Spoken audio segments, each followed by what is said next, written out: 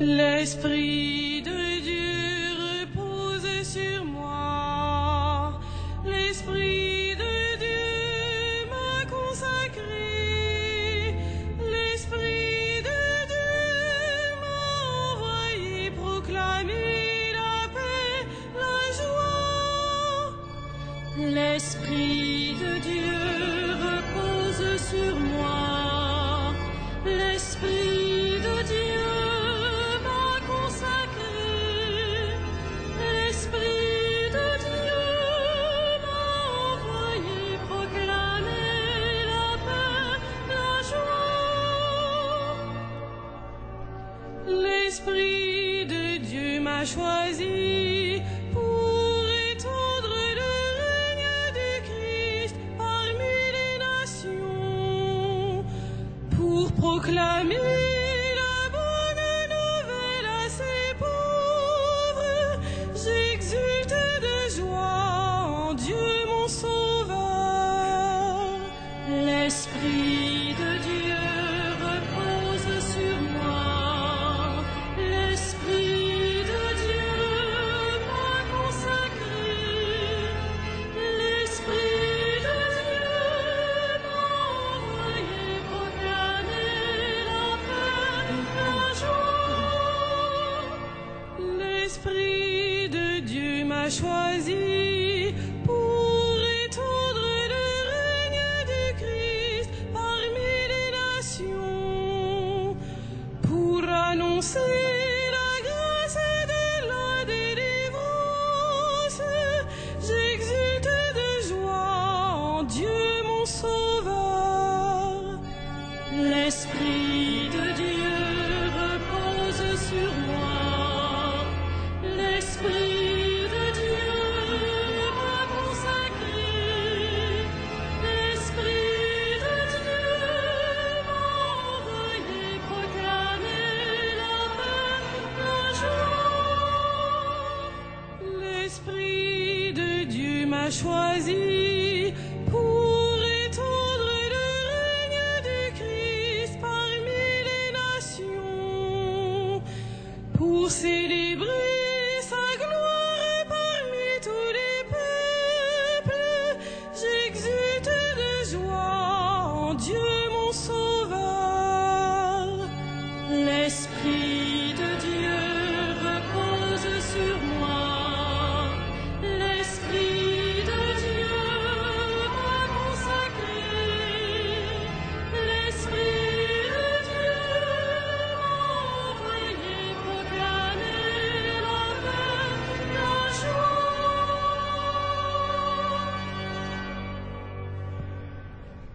Au nom du Père et du Fils et du Saint-Esprit, la paix soit avec vous. Dans la synagogue de Nazareth, Jésus s'adresse à l'assemblée, lit le livre du prophète Isaïe. L'Esprit du Seigneur est sur moi. Il m'a envoyé proclamer la bonne nouvelle aux pauvres, aux captifs la liberté, aux aveugles la vue. Et il continue. C'est aujourd'hui que cette parole s'accomplit. C'est aujourd'hui que cette parole du Seigneur s'accomplit pour chacun et chacune d'entre nous. C'est aujourd'hui le jour où nous pouvons recueillir le salut du Seigneur. Pour cela, il faut écouter la parole du Seigneur, écouter et désirer s'engager sur le chemin de la conversion, sur le chemin où nous entrons dans la volonté de notre Seigneur et Sauveur. Au début de cette Eucharistie, accueillons la miséricorde et le pardon de Dieu pour nous aussi entrer dans le chemin du salut.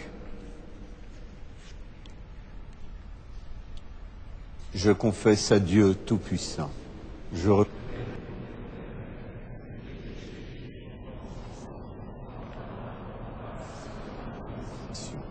Oui, j'ai vraiment péché. C'est pourquoi je supplie la Vierge Marie, les anges et tous les saints, et vous aussi, mes frères, de prier pour moi le Seigneur notre Dieu. Que Dieu Tout-Puissant nous fasse miséricorde, qu'il nous pardonne nos péchés et nous conduise à la vie éternelle.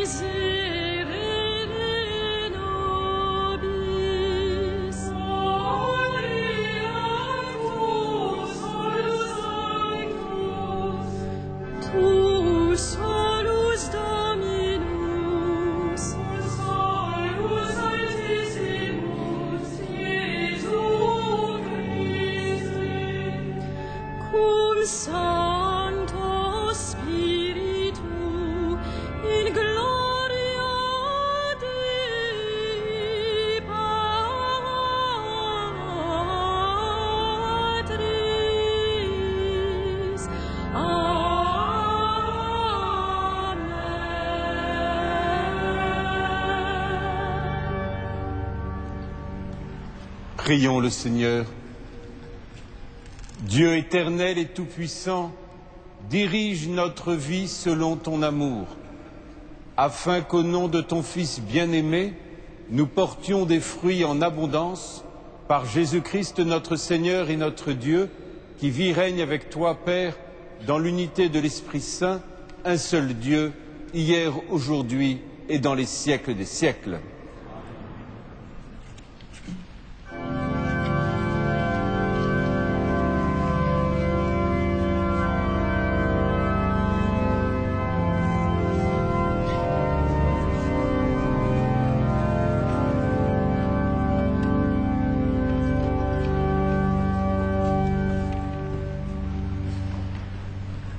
Lecture du livre de Néhémie. Quand arriva la fête du 7e mois, tout le peuple se rassembla comme un seul homme sur la place située devant la porte des eaux. On demanda au scribe Esdras d'apporter le livre de la loi de Moïse que le Seigneur avait donné à Israël. Alors, le prêtre Esdras apporta la loi en présence de l'assemblée, composée des hommes, des femmes et de tous les enfants en âge de comprendre. C'était le 1er jour du 7e mois. Esdras, tourné vers la place de la porte des eaux, fit la lecture dans le livre, depuis le lever du jour jusqu'à midi, en présence des hommes, des femmes et de tous les enfants en âge de comprendre.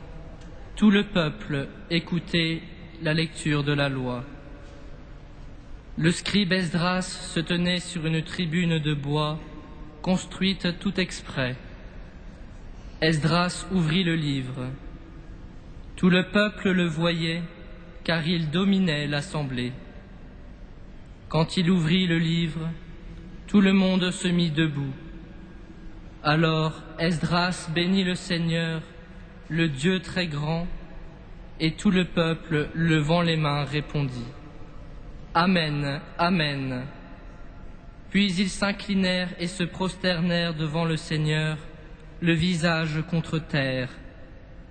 Esdras lisait un passage dans le livre de la loi de Dieu, puis les Lévites traduisaient, donnaient le sens et l'on pouvait comprendre. Néhémie le gouverneur, Esdras qui était prêtre et scribe, et les Lévites qui donnaient les explications dirent à tout le peuple : Ce jour est consacré au Seigneur votre Dieu. Ne prenez pas le deuil, ne pleurez pas, car ils pleuraient tous en entendant les paroles de la loi. Esdras leur dit encore : Allez, mangez des viandes savoureuses, buvez des boissons aromatisées, et envoyez une part à celui qui n'a rien de prêt. Car ce jour est consacré à notre Dieu. Ne vous affligez pas, la joie du Seigneur est votre rempart. Parole du Seigneur.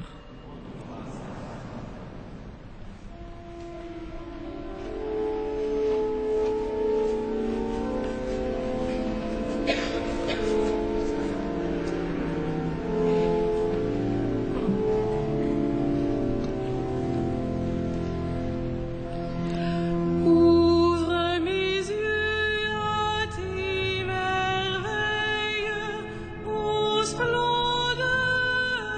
de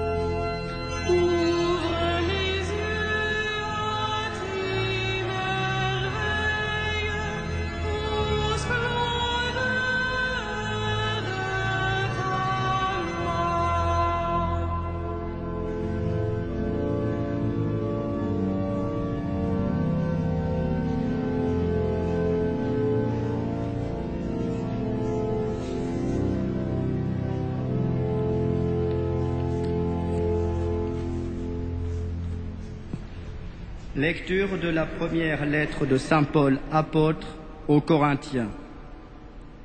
Frères, prenons une comparaison. Notre corps forme un tout. Il a pourtant plusieurs membres. Et tous les membres, malgré leur nombre, ne forment qu'un seul corps. Il en est ainsi pour le Christ. Tous, juifs ou païens, esclaves ou hommes libres, nous avons été baptisés dans l'unique esprit pour former un seul corps. Tous, nous avons été désaltérés par l'unique esprit. Le corps humain se compose de plusieurs membres et non pas d'un seul. Le pied aura beau dire « Je ne suis pas la main », donc je ne fais pas partie du corps. Il fait toujours partie du corps. L'oreille aura beau dire « Je ne suis pas l'œil, donc je ne fais pas partie du corps. Elle fait toujours partie du corps. Si, dans le corps, il n'y avait que les yeux, comment pourrait-on entendre? S'il n'y avait que les oreilles, comment pourrait-on sentir les odeurs?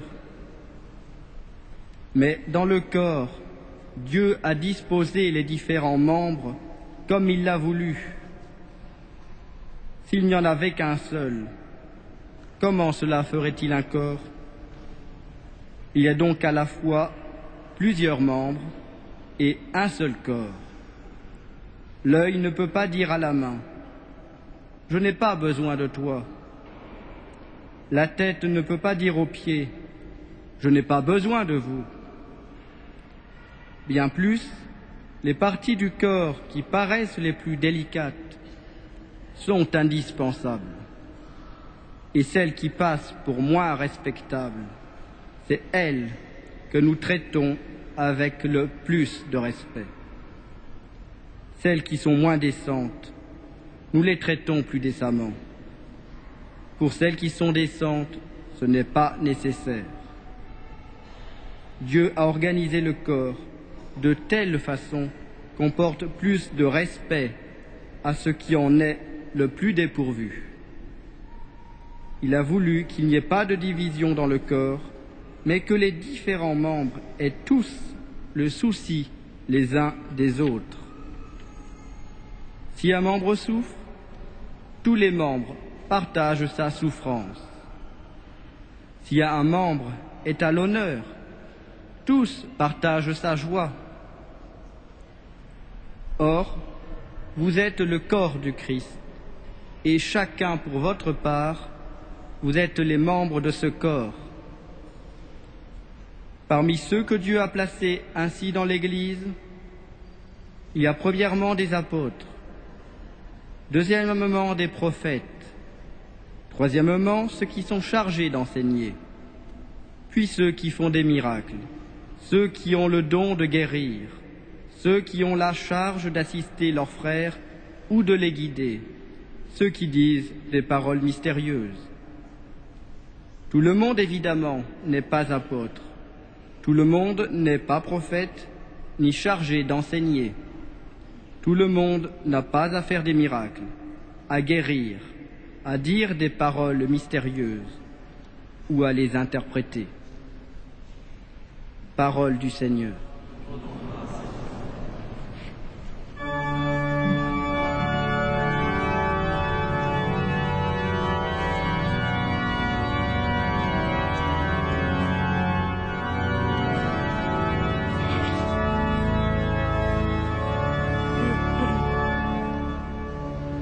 Alléluia, Alléluia,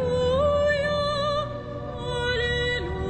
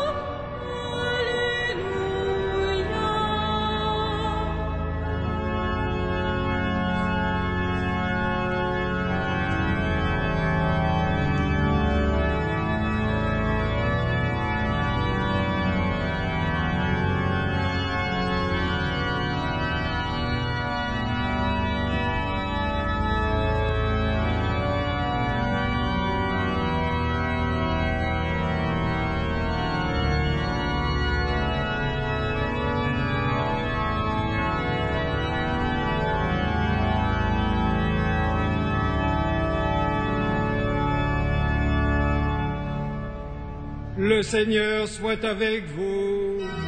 Et avec votre esprit. Commencement de l'Évangile de Jésus-Christ selon saint Luc. Gloire à toi, Seigneur.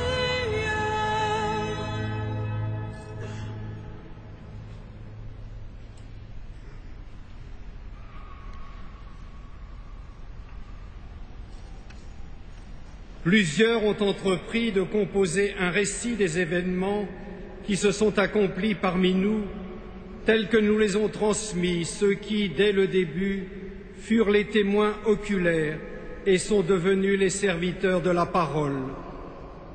C'est pourquoi j'ai décidé, moi aussi, après m'être informé soigneusement de tout depuis les origines, d'en écrire pour toi, cher Théophile, un exposé suivi, afin que tu te rendes bien compte de la solidité des enseignements que tu as reçus. Lorsque Jésus, avec la puissance de l'Esprit, revint en Galilée, sa renommée se répandit dans toute la région. Il enseignait dans les synagogues des Juifs et tout le monde faisait son éloge. Il vint à Nazareth, où il avait grandi. Comme il en avait l'habitude, il entra dans la synagogue le jour du sabbat et il se leva pour faire la lecture. On lui présenta le livre du prophète Isaïe. Il ouvrit le livre et trouva le passage où il est écrit « L'Esprit du Seigneur est sur moi, parce que le Seigneur m'a consacré par l'onction. Il m'a envoyé porter la bonne nouvelle aux pauvres, annoncer aux prisonniers qu'ils sont libres et aux aveugles qu'ils verront la lumière, apporter aux opprimés la libération, annoncer une année de bienfaits accordée par le Seigneur. » Jésus referma le livre, le rendit aux servants et s'assit. Tous, dans la synagogue, avaient les yeux fixés sur lui. Alors il se mit à leur dire « Cette parole de l'Écriture que vous venez d'entendre, c'est aujourd'hui qu'elle s'accomplit. » Acclamons la parole de Dieu. Louange à toi, Seigneur Jésus.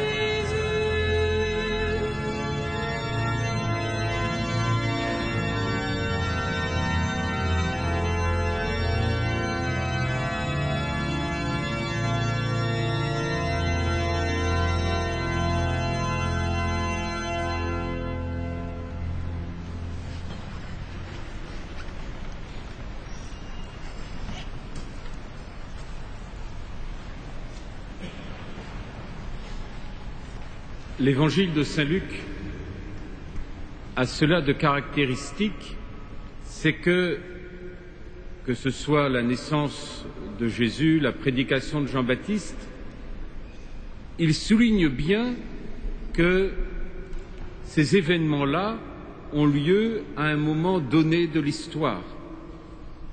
Et il le situe avec une grande précision. Pourquoi est-ce si important?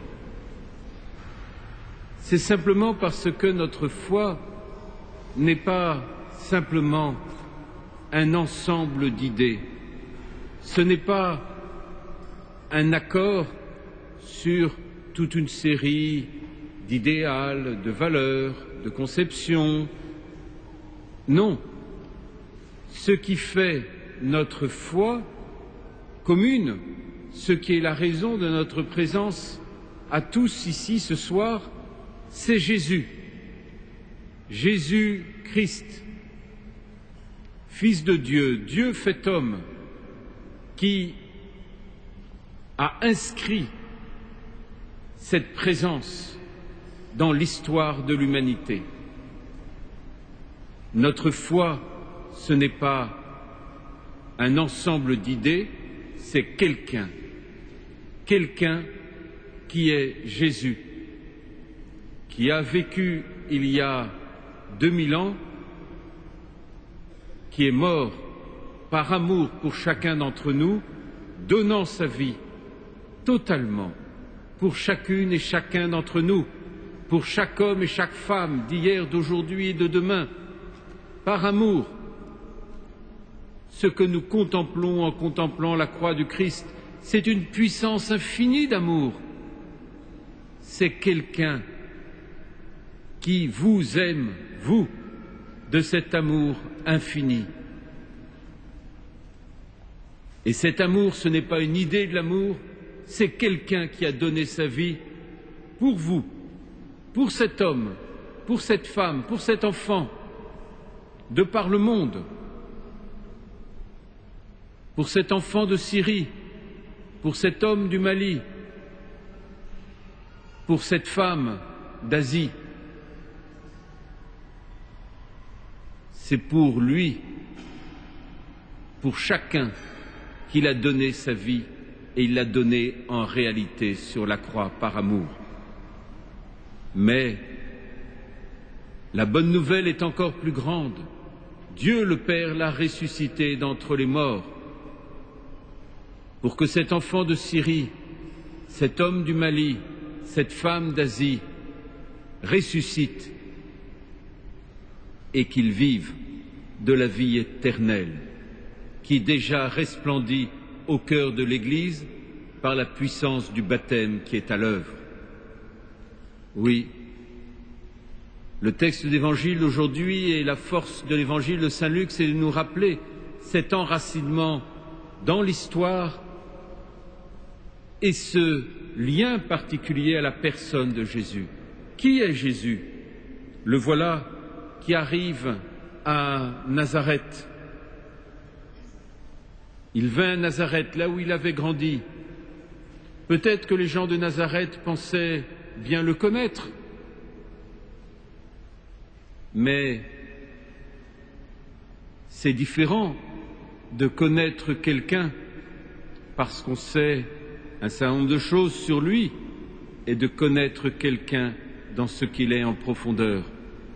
Et il arrive à la synagogue et là, le jour du sabbat, il se lève pour faire la lecture, on lui donne le rouleau, le livre du prophète Isaïe, et voilà qu'il lit « L'Esprit du Seigneur est sur moi.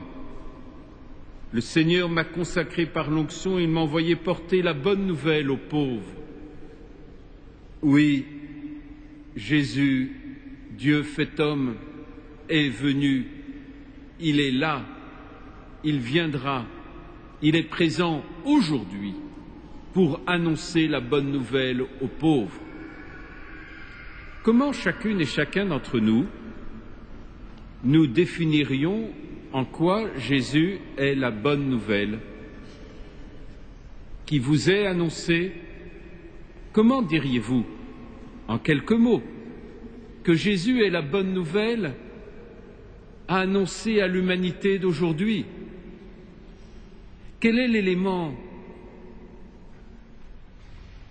de cette bonne nouvelle qui pour vous a tant de prise sur votre esprit, sur votre cœur, sur votre chair, sur votre histoire, que vous dites « Oui, Jésus, tu es la bonne nouvelle pour le monde d'aujourd'hui. » Et à celui qui ne croit pas, à celui qui n'a jamais entendu parler de toi, voilà ce que je vais dire de toi pour qu'ils comprennent que tu es la bonne nouvelle annoncée aux pauvres.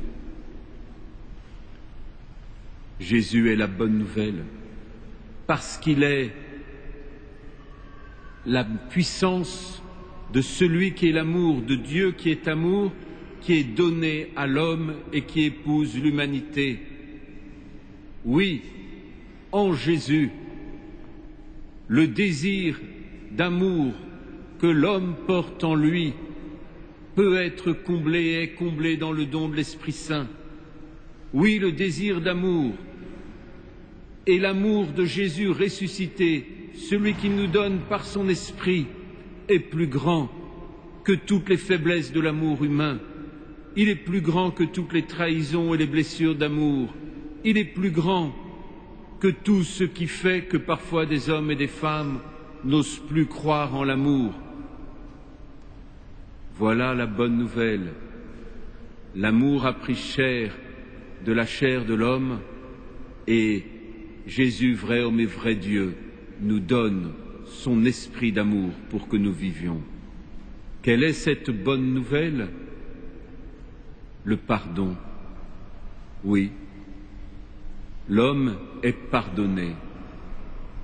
Nous le savons tous, nos sociétés occidentales sont des sociétés de boucs émissaires. Ce sont des sociétés hyper culpabilisatrices parce que ce sont des sociétés qui n'osent plus nommer bien ce qui est bien et mal ce qui est mal et qui, pour se sauver par elles-mêmes, nomment bien ce qui est mal et mal ce qui est bien, ou, pour se sauver elle-même, va désigner des boucs émissaires pour essayer de construire un avenir. Mais nous avons la joie de connaître le Christ et d'entendre comme le paralysé de Capharnaüm: Homme, relève-toi, tes péchés sont pardonnés. Nous avons la force de connaître la bonne nouvelle annoncée aux pauvres. Le pardon est la couronne de l'amour. Et nous ne pouvons comprendre ce qu'est le bien et ce qu'est le mal.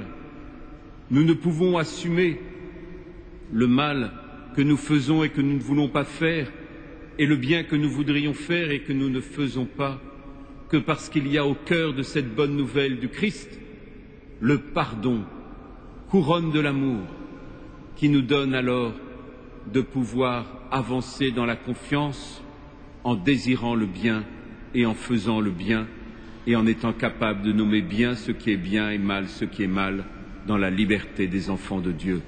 La bonne nouvelle annoncée aux pauvres, elle est le pardon. Le Christ est ressuscité d'entre les morts.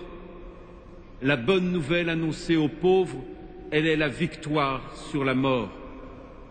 Nous le savons, nous aussi, occidentaux, nous vivons dans une société fascinée par la mort, si fascinée par la mort que l'homme, fasciné par la mort, finit par s'enfermer dans la mort et à croire qu'il est préférable de se donner la mort, comme si dans ce geste-là, il allait vaincre la mort. Oui, nous vous annonçons une bonne nouvelle, la résurrection d'entre les morts. La mort n'est plus un échec dont nous serions les esclaves. La mort est un chemin par lequel Dieu nous ressuscite et nous rend à la liberté de l'éternel amour du Père. Oui, la mort est vaincue, non pas par la fascination morbide qui enfermerait l'homme sur lui-même par sa propre mort, mais l'homme découvre que la mort est vaincue par la puissance du Christ qui, en traversant la mort dans le don de sa vie et de l'amour, l'offrant au Père, peut la rendre à l'humanité comme un chemin de résurrection et de vie. Quelle est cette bonne nouvelle annoncée aux pauvres? Je vous laisse la nommer jour après jour, mais il y a déjà au moins cette rencontre personnelle du Christ que nous avons chacun vécu dans le secret de notre histoire et qui fait que pour nous, Jésus n'est pas une idée, c'est quelqu'un qui vous aime, quelqu'un en qui vous avez confiance et dont l'amour vous donne d'avoir confiance pour vous engager, pour avancer, pour aimer, pour construire, pour bâtir, pour ouvrir un avenir. Et cette bonne nouvelle annoncée aux pauvres, elle est aussi l'annonce aux prisonniers qu'ils sont libres.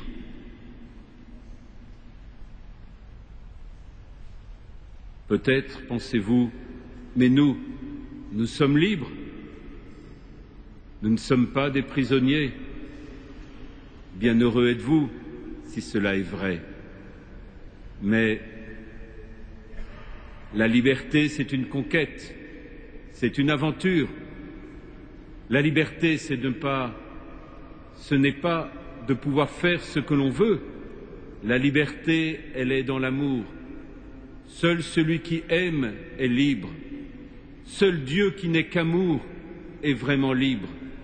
Conquérir sa liberté, c'est oser ne vivre plus que dans l'amour.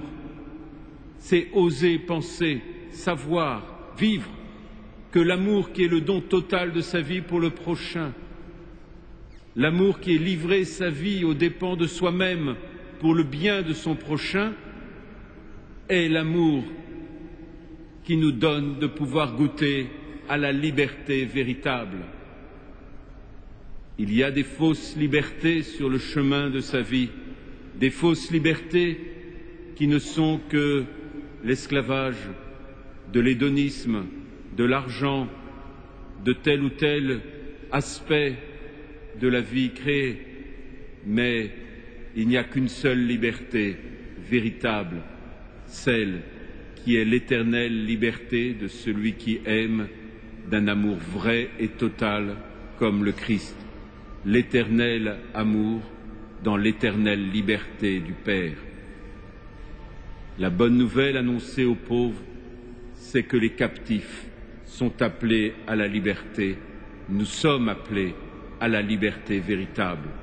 Les hommes de notre temps aspirent à la liberté sans connaître ce qu'est la véritable liberté, sans en connaître l'alliance profonde entre l'amour qui se donne et la liberté véritable de l'homme, liberté qu'aucune prison ne pourra jamais contraindre ou enfermer.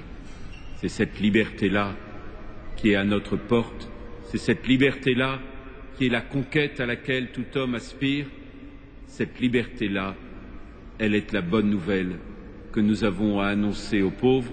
Elle sera la force qui donnera à l'homme de pouvoir se lever et de construire un avenir. Le règne de Dieu est tout proche, ne le voyez-vous pas? La bonne nouvelle est annoncée aux pauvres. C'est aujourd'hui que cette parole s'accomplit. C'est aujourd'hui, l'aujourd'hui de Dieu dans votre histoire personnelle. C'est aujourd'hui que votre histoire personnelle devient et est l'histoire du salut, de votre salut, l'histoire du salut de l'humanité.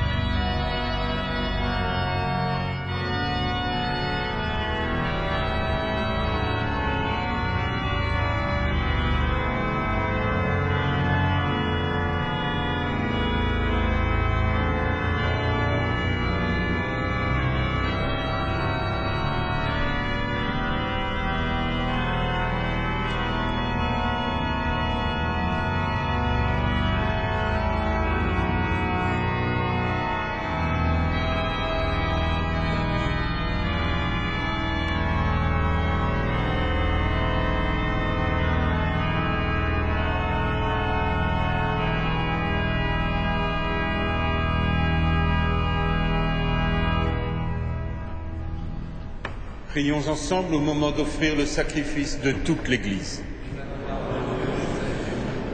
Dans ta bonté, Seigneur, accepte notre offrande, qu'elle soit sanctifiée et serve ainsi à notre salut par Jésus le Christ notre Seigneur. Le Seigneur soit avec vous. Élevons notre cœur. Rendons grâce au Seigneur notre Dieu. Vraiment, il est juste et bon de te rendre gloire, de t'offrir notre action de grâce, toujours et en tout lieu, à toi, Père très saint, Dieu éternel et tout-puissant, par le Christ notre Seigneur. Dans sa pitié pour notre misère, il a voulu naître d'une femme, la Vierge Marie. Par sa passion et sa croix, il nous a délivrés de la mort éternelle. Par sa résurrection d'entre les morts, il nous a donné la vie qui n'aura pas de fin. C'est pourquoi avec les anges et les archanges, avec les puissances d'en haut et tous les esprits bienheureux, nous chantons l'hymne de ta gloire et sans fin nous proclamons.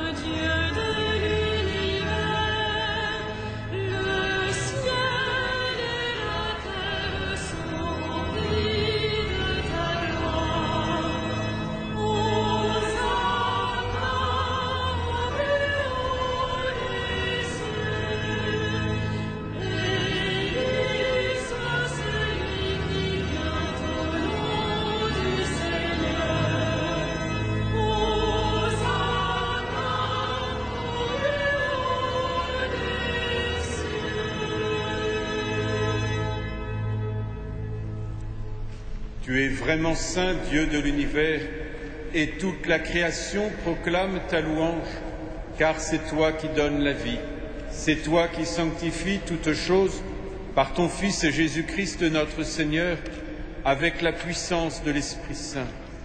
Et tu ne cesses de rassembler ton peuple afin qu'il te présente partout dans le monde une offrande pure.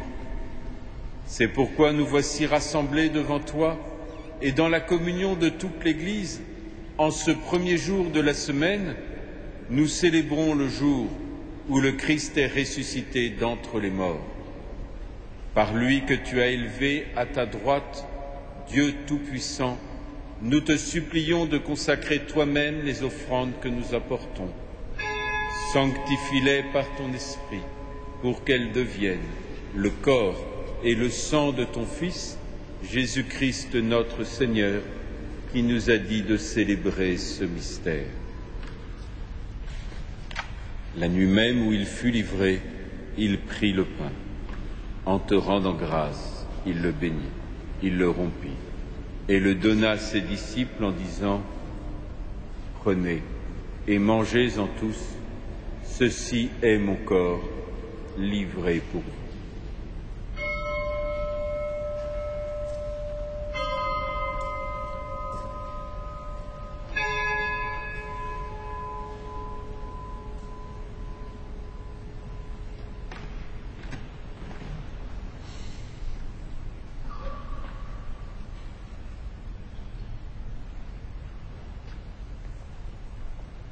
De même, à la fin du repas, il prit la coupe. En te rendant grâce, il la bénit et la donna à ses disciples en disant : Prenez et buvez-en tous, car ceci est la coupe de mon sang, le sang de l'alliance nouvelle et éternelle, qui sera versé pour vous et pour la multitude en rémission des péchés. Vous ferez cela en mémoire de moi.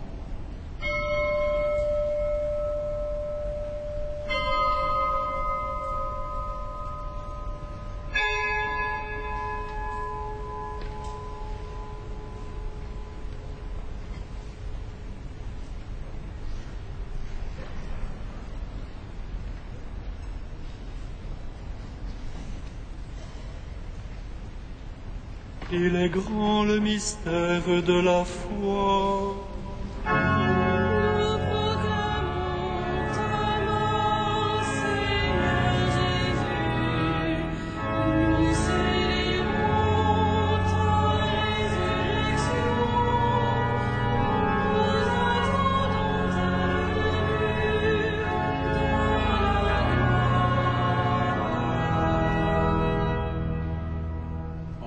mémoire de ton Fils, de sa passion qui nous sauve, de sa glorieuse résurrection et de son ascension dans le ciel, alors que nous attendons son dernier avènement, nous présentons cette offrande vivante et sainte pour te rendre grâce.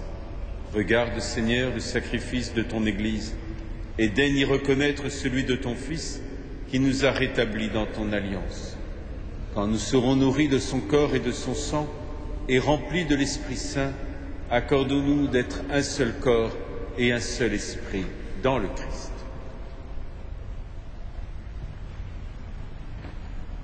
Que l'Esprit Saint fasse de nous une éternelle offrande à ta gloire, pour que nous obtenions un jour les biens du monde à venir, auprès de la Vierge Marie, la bienheureuse Mère de Dieu, avec Saint Joseph, son époux, avec les apôtres, les martyrs et tous les saints qui ne cessent d'intercéder pour nous.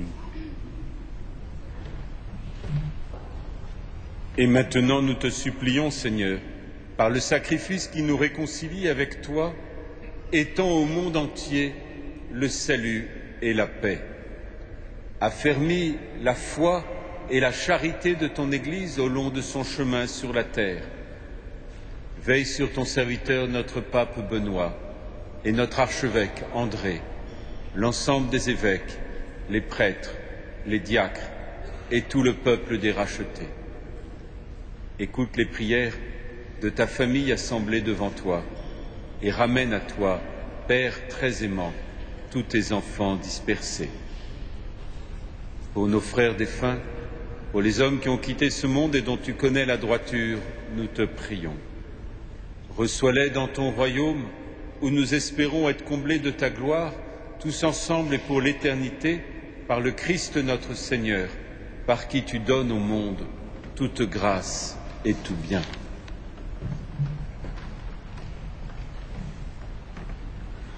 Par lui, avec lui et en lui, à toi, Dieu le Père Tout-Puissant, dans l'unité du Saint-Esprit, tout honneur et toute gloire pour les siècles des siècles.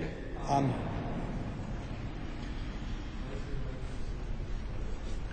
Unis dans le même esprit, c'est avec une immense confiance que nous osons dire « Notre Père, qui es aux cieux, que ton nom soit sanctifié, que ton règne vienne, que ta volonté soit faite sur la terre comme au ciel. Donne-nous aujourd'hui notre pain de ce jour. Pardonne-nous nos offenses, comme nous pardonnons aussi à ceux qui nous ont offensés, et ne nous soumets pas à la tentation, mais délivre-nous du mal. Délivre-nous de tout mal, Seigneur, et donne la paix à notre temps. Par ta miséricorde, libère-nous du péché, rassure-nous dans les épreuves, en cette vie où nous espérons le bonheur que tu promets et l'avènement de Jésus-Christ, notre Sauveur. C'est à toi qu'appartiennent le règne, la puissance et la gloire pour les siècles des siècles. Seigneur Jésus-Christ, tu as dit à tes apôtres, « Je vous laisse la paix, je vous donne ma paix. Ne regarde pas nos péchés, mais la foi de ton Église. Et pour que ta volonté s'accomplisse, donne-lui toujours cette paix et conduis-la vers l'unité parfaite, toi qui règnes pour les siècles des siècles. » Que la paix du Seigneur soit toujours avec vous. Frères et sœurs, dans la charité du Christ, donnez-vous sa paix.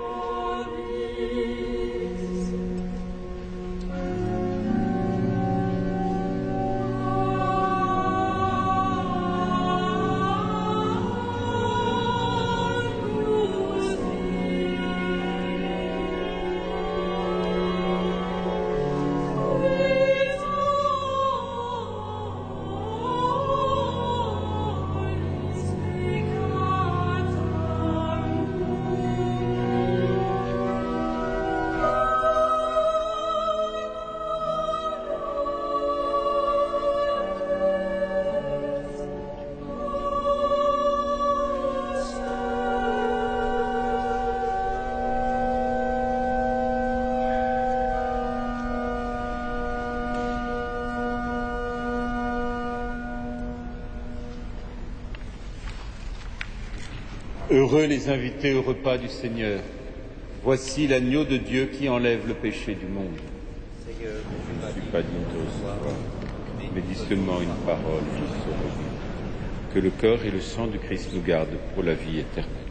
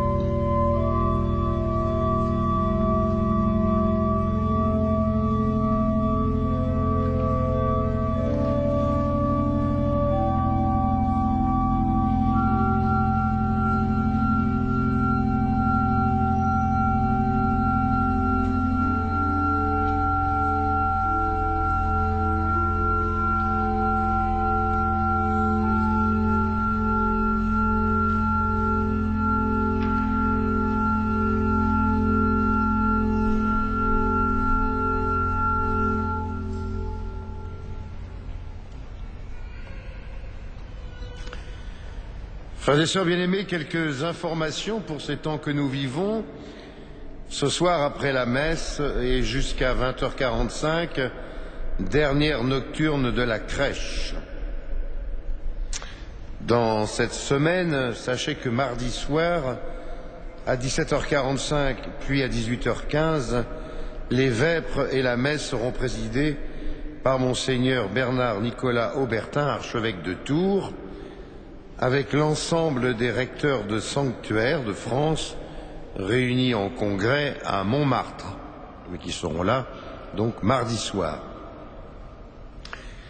Mercredi 30 janvier, rien de particulier, si ce n'est qu'un grand mouvement tournant de chaises sera organisé dans la nef pour laisser la place aux cloches qui arriveront le jeudi 31 janvier. Donc à 16h30, elles arriveront sur le parvis, nos 9 nouvelles cloches. Elles viendront de Villedieu-les-Poêles. Nous irons avec la famille cathédrale les accueillir à la Porte Maillot, puis par l'axe majeur, l'Étoile, la Concorde, boulevard Saint-Germain. Nous les conduirons jusqu'ici, où elles seront accueillies à 16h30. À la fin de la messe du soir, jeudi, il y aura l'adoration du Saint-Sacrement. Vendredi 1er février, c'est le premier vendredi du mois, donc vénération de la couronne d'épines à 15h. Puis les premières vêpres et la messe anticipée de la fête de la présentation du Seigneur, présidée par Monseigneur Chauvet, doyen du chapitre, en présence des chanoines du chapitre.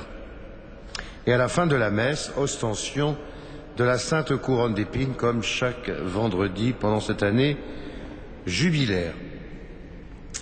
Le samedi 2 février, fête de la présentation du Seigneur, grande fête pour nous, de plus, c'est la journée mondiale de la vie consacrée, et c'est la bénédiction, donc, par notre archevêque, des nouvelles cloches, le matin à 11h, avec l'ensemble des enfants de la catéchèse du diocèse de Paris, et l'après-midi à 17h avec l'archevêque et les enfants de 6e des aumôneries, et nous bénirons l'après-midi le bourdon Marie.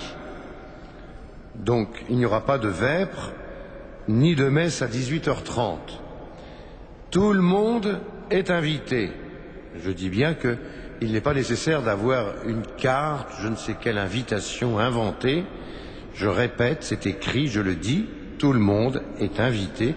C'est ouvert au public et aux fidèles. N'allez pas raconter le contraire. Puis, à 19h, après ces deux grandes célébrations, jusqu'à minuit, la cathédrale restera ouverte pour pouvoir voir, contempler, regarder les nouvelles cloches qui seront donc allongées dans la nef et qui prendront l'allée centrale au rythme des piliers, puisqu'il y en aura 9. Voilà, jusqu'à minuit. Pendant ce temps-là, le 2 février, de 20h à 22h, il y aura de mini-récitals d'orgue organisés par les étudiants des classes d'orgue du Conservatoire national supérieur de musique sacrée. Et nous devons cette initiative à M. Latry et M. Lefebvre, nos organistes titulaires, que je remercie chaleureusement. Dimanche 3 février, eh bien, ce sera les horaires habituels d'un dimanche. Je vous redis que ces cloches resteront pendant 3 semaines dans la cathédrale avant d'être montées dans la tour nord et dans la tour sud. Il faut déjà y penser, mais mercredi 13 février, c'est tout à fait à côté, nous entrerons solennellement en carême, ce sera le mercredi des cendres.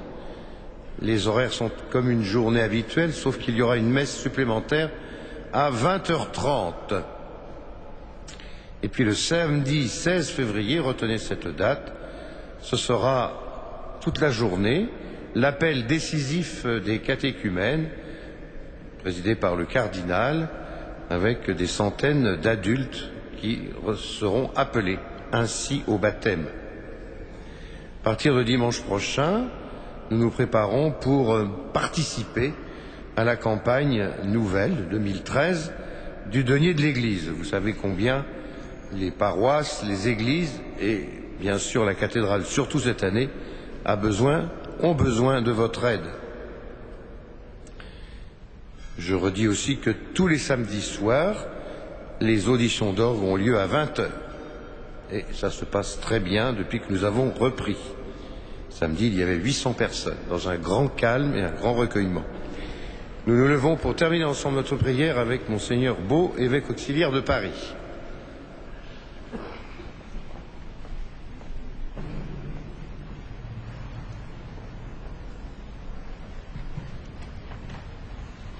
Unissons nos prières. Permets, nous t'en prions, Dieu Tout-Puissant, qu'ayant reçu de toi la grâce d'une nouvelle vie, nous puissions nous en émerveiller toujours par Jésus le Christ notre Seigneur.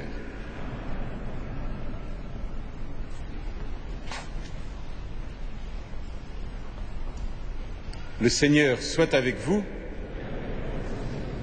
que Dieu Tout-Puissant vous bénisse, le Père, le Fils et le Saint-Esprit.